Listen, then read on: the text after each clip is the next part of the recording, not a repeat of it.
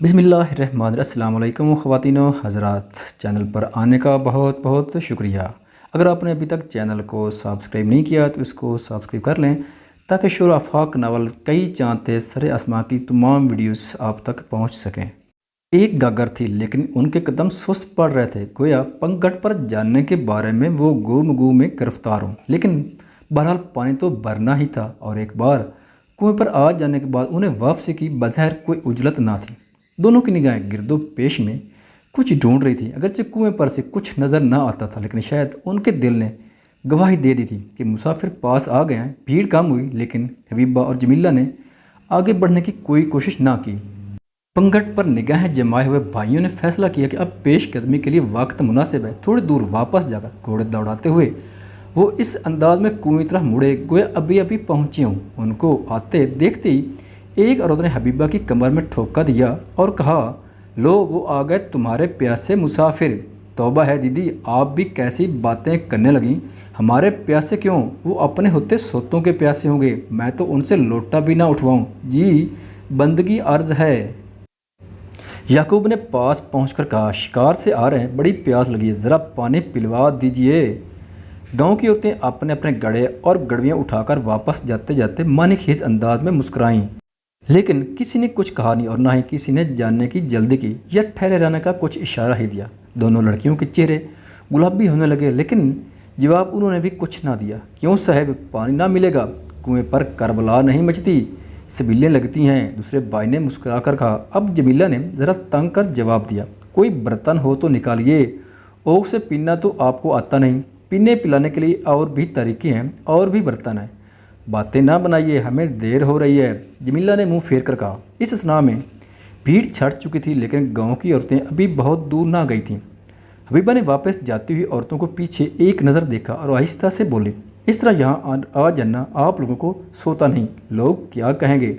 हम कोई लुच्चे बदमाश नहीं, आप हमें औरों की तरह ना समझिए। आदमी आदमी अंतर, कोई हीरा कोई कंकर। जमीला ने उन्हें देखी लेकिन मुतबस्सिम निगाह से देखा और पूछा, आप दोनों में हीरा कौन है? दाऊद ने कहा, जो आपके कदमों तले पामाल हो जाए वो हीरा, और जिसे आप ठोकर मारकर हटा दें वो कंकर। मियाँ साहब, शायरी तो जानते हैं पर शायद ये नहीं जान सके कि शायरी जितनी मीठी और सजल है, ज़िंदगी इतनी ही कड़वी और कठिन है। हबीबा के लहजे में तहकीर की हल्की सी सर्दी और तेज़ी सी। ज़िंदगी तन्हा गुजरे तो बेशक कड़वी और कठिन है, यार मुवाफिक मिल जाए तो चाह का लुत्फ़ और जीने का मज़ा भी है। तो आप वहाँ से यही कुछ ढूंढने हुए आए हैं, कहीं धोखा ना खा जाएं। वहाँ हमारा कोई ना था और हमारी नाल यहाँ गड़ी है। अपनों से धोखा खाएं तो इसमें भी एक आलम है। हम तो बनी ठनी के दीवाने थे, उसके फिराक में सर को बखेरे फिरते हुए जिगर सुख्ता यहाँ तक आए थे, लेकिन यहाँ दो हुरों ने किसी और ही दुनिया में पहुँचा दिया। याकूब से सबर न हुआ, उसने दिल में कहा कि शगुफ्ता जुमलों और गरम फिक्रों के रद्दोबदल में कुछ सर्फ नहीं, काम की बातें मालूम की जाएं। वो बाबू साहब आपके कौन है, क्या उनसे मुलाकात हो सकती है? दोनों लड़कियों के चेहरे पर कनौस की दौड़ गई। जमीला की सारी जिंदा दिली एक दम में गायब हो गई। वो हमारे दूसरे बाप हैं। हबीबा ने पाँव के अंगूठे से ज़मीन को कुरेदते हुए कहा। जमीला की रोशन और शफाफ आवाज़ अचानक धुंधला गई। आपको तो बताया था कि हम बे माँ बाप की हैं। दोनों भाई एक लम्हे के लिए सकते में आ गए। तो आपके बड़े बूढ़े कोई होंगे? याकूब ने हिम्मत करके पूछा। हमारा इस दुनिया में कोई नहीं। हमारे बाप को एक दिन जंगल में फुरसे ने काट लिया। हमारा एक भाई दूध पीता बच्चा गोद में था और कोई आगे ना पीछे। हमारी माँ इस गांव की ना थी, उसके मायके वाले पूछने भी ना आए। अम्मा ने कुछ दिन तंगी बर्दाश्त की, लेकिन सारा भी तो कोई ना था। हबीबा बोली, अकेली औरत, अजनबी गाँव। फिर उसने एक मर्द कर लिया, पर थोड़े ही दिन गए होंगे कि हमारे भाई को सीता माँ ले गई। सीता माँ? दाऊद के मुंह से निकला शश चीचक। यहाँ के लोग नाम नहीं लेते, याकूब ने सरगोशी के लहजे में कहा। तब से उसका पिंडा झुलसता था और छाले ये बड़े बड़े, लेकिन अम्मा उसे अपनी गोद में खिलाती और सुलाती थी। उसको गाड़ के आए तो अम्मा को ताप चढ़ी। अम्मा 4 दिन में चटपट हो गई। अब दोनों लड़कियाँ ज़ारों कतार रोने लगी थीं। बाबू हमें अच्छी नज़र से नहीं देखते, कभी कभी गुस्से में ये भी कह बैठते हैं कि तुम दोनों को ले जाकर जयपुर में बेच दूंगा। दाऊद और याकूब की समझ में न आया कि क्या कहें और क्या करें। एक भाई ने झट कुएं में डोल डालकर पानी निकाला और चुल्लू भर पानी लेकर हल्के हल्के दोनों बहनों के मुंह धुलाए। जिसकी आवाज़ और जिसकी दीद के लिए वो तमाम रात तरसे थे, अब उसके लबो रुखसार पर انگلیاں پھیرتے ہوئے اس کے بدن میں سنسنی دوڑ گئی، لیکن اس وقت تو ان کے آنسو خشک کرنا سب سے اہم کام تھا۔ ایک طلعت اور لمس کا لطف اٹھانے کا محل یہ نہ تھا۔ بڑی مشکل سے انہوں نے دونوں لڑکیوں کو ایک ایک گھونٹ پانی پینے پر راضی کیا۔ انہوں نے اڑنے کے دامن میں آنسو پوچھے، پھر مسکرانے کی ناکام کوشش کرتے ہوئے حبیبہ بولی، آپ بھی سوچتے ہوں گے کہ یہ دکھیاریاں اپنی ہی جان کو کلپتی بیٹھی ہیں، لیکن یہ 13 صدی ہے، کسی کا کچھ ٹھیک نہیں۔ ہم تو بڑے خواجہ جی کی چوکھٹ پر پڑے یہی دعا کرتے ہیں کہ ہمارا کوار پتہ سلامت رہ جائے۔ اس کی آنکھیں پھر چھلکنے لگی، آپ دل چھوٹا نہ کریں، وہ بڑا کار ساز ہے۔ سنیے، آپ لوگوں نے اپنے آگم کے بارے میں بھی کچھ خیال کیا؟ کیا خیال کرتے؟ اس کس کے بھروسے پر؟ جمیلہ بجھے ہوئے لہجے میں بولی، علیہ حضرت، آسمان کی چالوں سے ہر کوئی ناچار ہے، لیکن جو آسمان کو چلاتا ہے وہ تو ناچار نہیں۔ یعقوب نے جواب دیا، اس امید کے سارے تو اب تک کٹی ہے، لیکن اب تو زندگی کا ہر دن ہم لوگوں کو موت سے بدتر لگتا ہے۔ زہر بھی تو نہیں ملتا کہ کھا کر سو رہے ہیں۔ کاش اسی مردر میں کہیں منہ چھپا لیتے کہ چیل کموں کو بھی پتہ نہ لگتا۔ حبیبی نے کہا، جی ایسی بات زبان پر نہیں لاتے، اللہ کے لیے کیا مشکل ہے، ابھی پہاڑ میں راستہ بنا دے۔ جی ہاں، آپ کا تو راستہ بنا ہوا ہے، کل کہیں اور ہوں گے، ہماری ساری راہیں تو آپ نے مسدود کر دی ہیں۔ یعقوب نے سر جھکا کر کہا۔ حبیبہ چپ چاپ اس کا منہ تکنے لگی، پھر ایک لمحہ چپ رہ کر یعقوب نے بڑے اعتماد سے کہا، اب ہم کہیں نہ جائیں گے، آپ کے در پر گدائی ہمارے لیے بادشاہی سے بڑھ کر ہے۔ یہ آپ کیا کہہ رہے ہیں؟ آپ لوگ اسے بھی کوئی بیوپار کی بات سمجھتے ہیں کیا؟ اور پھر ہمارا دروازہ کیا اور ہماری گلی کیسی؟ ہم نے تو یہی سنا ہے کہ سانپ اور عورت زمین کے اندر ہی ٹھیک ہے، لعنت ہے اور ہیہات اس دنیا پر کہ اس نے آپ جیسی رونق گلزار خوبی اور بلبل شاخسار محبوبی کو اس طرح سوچنے پر مجبور کر دیا۔ مولوی جی، ہمیں یہ ٹیڑھی میڑھی فارسی نہ پڑھاؤ، ہم تو ہندی بھی ٹھیک سے نہ جانیں۔ جمیلہ نے ہنس کر لیکن زہر خند سے لہجے میں کہا، دن چڑھتا چلا آ رہا ہے۔ داؤد نے کہا، ذرا سوچئے تو صحیح کہ آپ کے سامنے کوئی راہ روشن ہے، ورنہ یہ دن بھی رات میں بدل جائے گا۔ یعقوب نے منت کے لہجے میں کہا، ذرا دیر میں لوگوں کی آمد و رفت شروع ہو جائے گی، اب ہمیں چلنا چاہیے۔ آپ کہیں تو ہم شام کو پھر آئیں، نہیں آپ کو ہم شام میں یہیں ملیں گے۔ حبیبہ نے جواب دیا، لیکن اس جملے کے معنی کیا تھے؟ ان لفظوں میں کیا اشارے پنہاں تھے یا صرف رسمی بات تھی؟ ان معاملات کا کوئی کنایہ اس کے لب و لہجہ یا اس کی چشم سخن ساز میں تھا، نہ ہی اس کے چہرے پیشانے پر کوئی تناؤ یا انکباس تھا، بس جیسے ایک عام سی بات پر سبیل گفتگو کہہ دی گئی ہو۔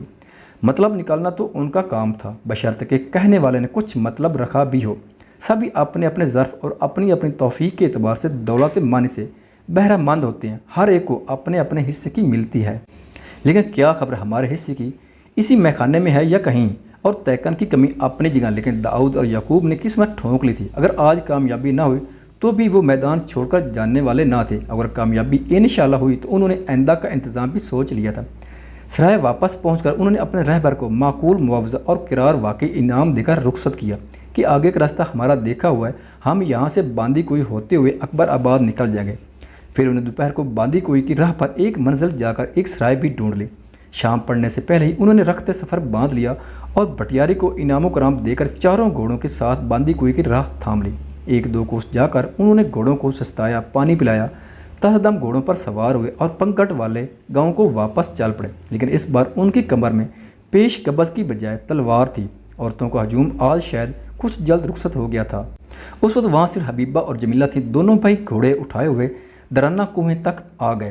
انہیں یہ دیکھ کر حیرت اور اس سے زیادہ دلی ابتہاج اور سنسنی کا احساس ہوا کہ دونوں بہنوں کے ہاتھ میں ایک ایک بگچہ تھا جس میں بظاہر پہننے کے کپڑے تھے۔ بندگی عرض ہے علیہ حضرت، ہم حسب وعدت حاضر ہیں، ہم بھی موجود ہیں، قسمت جہاں لے جائے۔ حبیبہ نے اپنے بگچے کی طرف اشارہ کیا اور کچھ محجوب سے تبسم کے ساتھ بولی، اور ہمارا گھر بھی ہمارے ساتھ جائے گا۔ اے سبحان اللہ، زہ نصیب اور کھہ تقدیر، تشریف لائیں، رہوار حاضر ہے، داؤد نے کہا، لیکن اس کی آواز میں کچھ تھر تھری تھی۔ داؤد اور یعقوب ہاتھ پھیلا کر بڑے ہی تھے کہ دونوں لڑکیاں سہم کر اپنی جگہ پر تھام گئی۔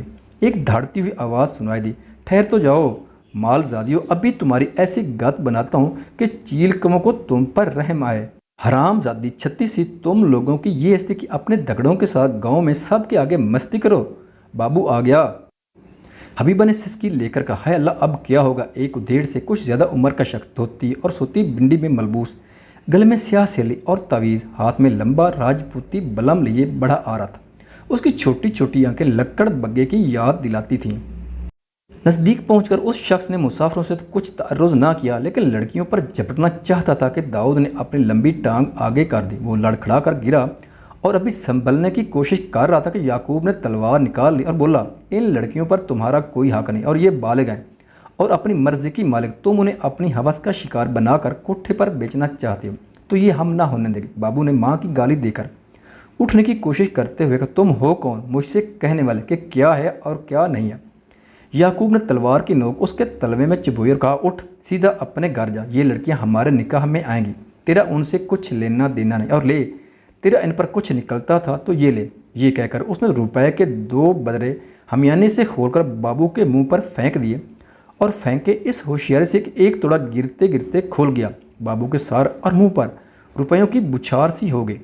वो इधर मुतवज्जा हुआ, उधर याकूब और दाऊद ने दोनों लड़कियों को अपने अपने घोड़ों पर सवार करके एड़ी लगाई और चशम जद्दन में कुएं पर से ओझल हो गए। दोनों घोड़े कोतल उनके पीछे पीछे उसी जोश के साथ दौड़ते हुए निकल गए।